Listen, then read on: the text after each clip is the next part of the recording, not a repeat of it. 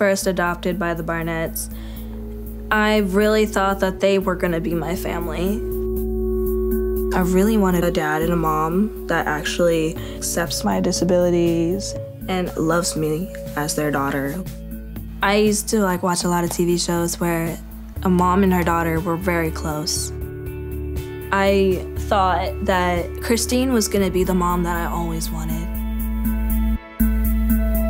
When I first got to the Barnetts' house, I remember that Christine and Michael had both showed me around, and then they took me to my room where there was this big dollhouse and this princess bed and everything like that. They showed me my closet, which was a walk-in closet. I was like, whoa. And they even they lowered the shelves and everything for me so I could be able to get my clothes.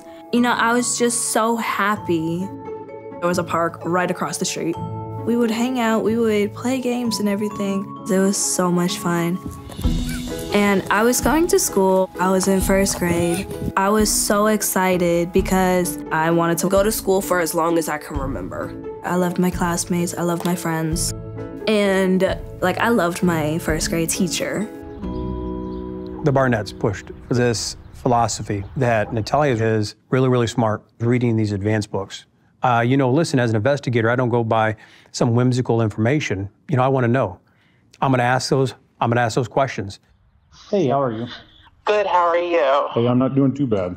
So you worked at elementary school during the same time that Natalije Barnett went there. Yes.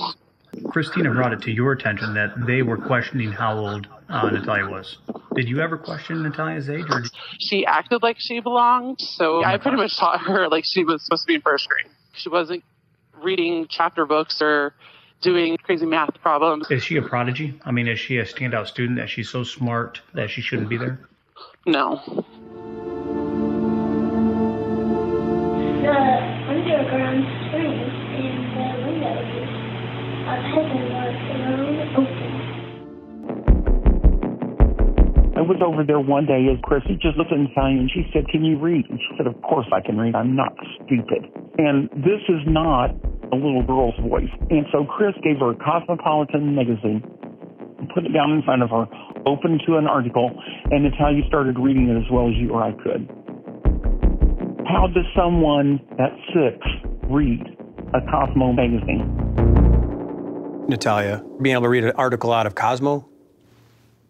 I mean, how many times did she read that article before she recorded her? People can make a video look however they want to make it look.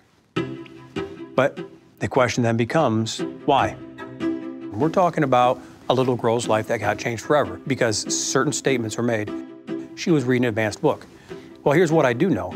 Gateway Woods, you know, who gets medical records from Boston Hospital, also identified that Natalije's abilities, her aptitude were very, very similar to the age that we believe she is. The school, I talked to the officials there, I talked to the teachers, and they loved this kid. They said, I mean, she may have been able to handle second grade, but we felt first grade was more appropriate. Christine could be pretty spicy. We heard reports that were concerning to us about how Natalije's parents interacted with her. They sounded like they were mean to her, honestly. And so if we ever brought anything like that up with Christine, she just flipped. Christine was like, "I'm taking you out of school." She took my friends out of my life. Literally just cut them off. I didn't even get a chance to say goodbye to any of my friends from school. Nobody. I didn't understand that. My whole life was being controlled on who I talked to and everything. I didn't understand why really I got taken out of school. All I was told was because they were getting phone calls. And I was hurting people with my wheelchair, running them over and everything. No, I wasn't. Christine took Natalije out of school to homeschool her at Barnett Academy. This is the same place where Jacob's transcript says he was educated, at Barnett Academy. And Michael filed a police report alleging fraud because Christine passed him in Japanese, and he couldn't speak it, and gave him an A in making spaghetti. I met with Michael Barnett. And, you know, I didn't approach him with the expectation I was going to arrest him. You know, I was investigating this particular issue. He could have stopped the conversation, but I think he had a lot that he wanted to resolve also. Christine, fake Jacob's high school transcript. Arabic, A+. There's not even a single book in this house with an Arabic word in it. Yeah, Jacob's that smart. But you can't just do that. Kid got 4 years of fine arts piano A+. We didn't own a fucking piano. This transcript was pretty ridiculous. However, Jacob was a genius. Natalije was not a genius. It doesn't matter. Christine was trying to pass off Natalije as being able to perform academic skills that she didn't have. According to Christine, Natalije could even pass a GED if given the test.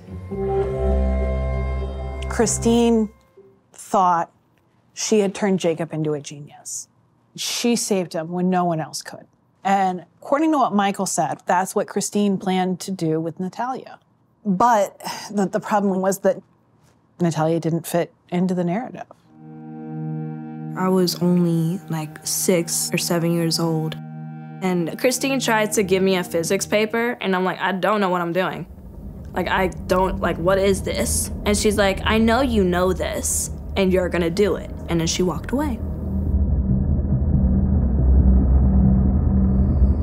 But I was stuck. And